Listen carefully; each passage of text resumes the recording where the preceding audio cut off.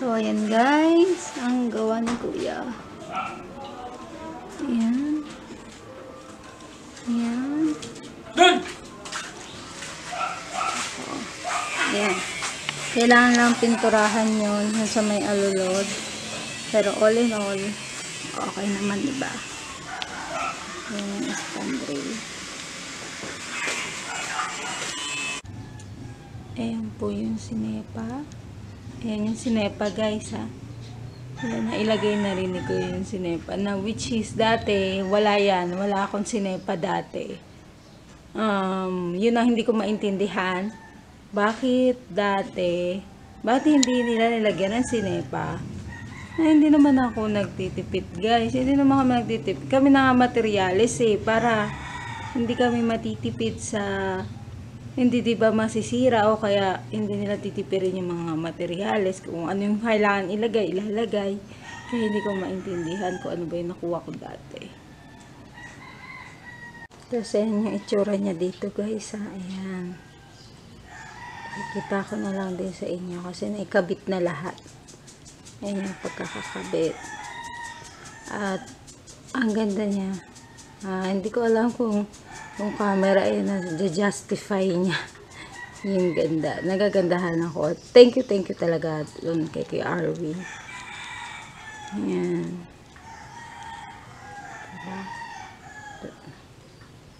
Hindi ko lang alam kung kailangan ko pa ba lagyan ng design doon sa may gilid. Ayan, yung gilid na yan. Kung ano ba. Pero ayan. Ayan na lang naman yung ayusin ni Kuya dyan. Yung pintura ng Senepa. Kasi panay-panay ulan nga. Ayan. Ayan ang itsura niya. Ayan siya dito sa kabilang side para makita niyo lang guys. Ayan. Ano na yun ni Kuya yan? Napinturahan niya na yung tubo. Ayan. Thank you Kuya. Yan pipe. Kasi nakabili ako ng pintura dito na gray. Tapos ayan yung Spandrel. Dapat pipinturahan niya na yung Senepa. Kaso nga biglang umulan. Kaya ayan. Hindi ko muna pinipinturahan. Sabi ko, kaya okay lang yan magdiin. Makakapag-intay yan. Ayan. Thank you Kuya kasi siya talaga nagsabi sa akin na ma'am, kailangan may Senepa. Although nagtanong-tanong din ako na kailangan po ba talaga may Senepa? Kasi may iba nagsabi sa akin, hindi na daw kailangan. Pero ayan yung itsura niya kasi pakikita ko yung itsura niya sa loob. Ayan yung itsura niya sa loob. Na dati hindi nila sa akin yan sinabi na kailangan, pero kasi pagkaka-explain sa akin ni Kuya, kailangan niya para maproteksyonan yung bakal doon di mabulok, diba? Tsaka napansin ko hindi umampias yung tubig dito sa amin. Pero ayan siya. Thank you talaga Kuya. Thank you din po sa lahat ng nagsuggest sa akin na maganda may Senepa. Ayan. Kasi dati, wala hindi nila nilagyan dati ng Senepa. Hindi ko maintindihan bakit at wala akong alam dyan. Kaya nga, hirap ako nung bumibili ako niya. Sabi ko, ano ba pagkakaiba ng hardy? Sa hardy Senepa. Yung pala pareho lang. Kaya, ayan. Sabi nung babae mo, yung hardy Senepa, yung pag Senepa, yung alalamin mo muna yung sukat. Gano'ng kakapal. Kaya, ayan siya. 3 yung nagastos namin dyan. Kaya, ayan. Nakita ko lang sa inyo guys. Kaya, ayun. Ayan. Naka-zoom in lang tong camera ko guys. Ayan. All in all guys, satisfied naman po ako sa nangyayari. Kasi mabilis, saka maayos. Kasi number 1 na gusto ko talaga yung maayos lang. Kahit hindi na siya masyado mabilis, basta maayos yung pagkakagawa. At saka at the same time, malinis yung ginagalawan, diba? Kaya guys, kung bago po kayo sa channel namin, please do the subscribe. At syempre, like yun na lang din po itong video na to kung nakatulong po ako sa inyo at na-share namin yung na makakatulong din sa inyo. Kaya guys, yun, kita-kita po tayo sa susunod namin na ma-share sa inyo. Kaya, ayun guys, God bless sa ating lahat at stay safe. See you. Meanwhile. Hey, we decide about that. No, it's not only me. No, that was all you. Hey, I told you, oh, do you like this part? You were like, oh, it's up to you, love. See?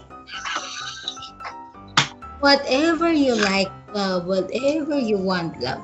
So, You, you remember when I was telling you simple is better? remember, you remember that? Did you remember that part, right? Yeah, but it's look simple. Uh, okay, Yeah, but we'll go with that. That'll be good. yeah, right. But every time that there's a worker coming in to look, like they estimate what it will cost. Of You know, course. like the painter, the one who will, the electrician. Um, I always told them this house is Whoa. built. Back up a little bit. We found an electrician. Yeah, I found the electrician, Okay. but we still not. He's still not doing anything because I still don't have the supplies. So I just make him look. You know what I mean? Like they just need to look and estimate it. He's gonna fix the light switch in the girls' bedroom Yeah, and the the fixture lights outside. and the 2 outlets in the kitchen. Yep. Yep. Okay. And then the outlet, oh, the lights from the laundry, on the laundry. Yeah, those are just fixtures.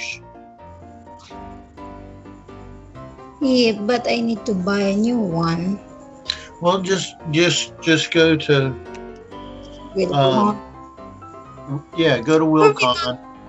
Go to Wilcon and find something that's real similar because those LEDs lasted 2 years. Yeah, I think so. Yeah. Yeah. I think it's Philips. No. Philips How long? brand. How long have we had them in there? 3 years or 2 years? 2. It's been over 2 years, baby. Oh yeah, 3. So yeah, 'Cause tomorrow. we finished the house 3 years ago.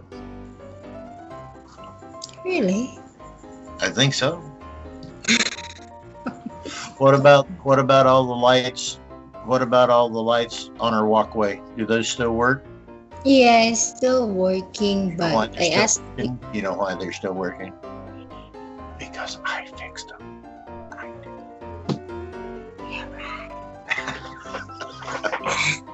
So what's that? I fixed them. Me. Yeah.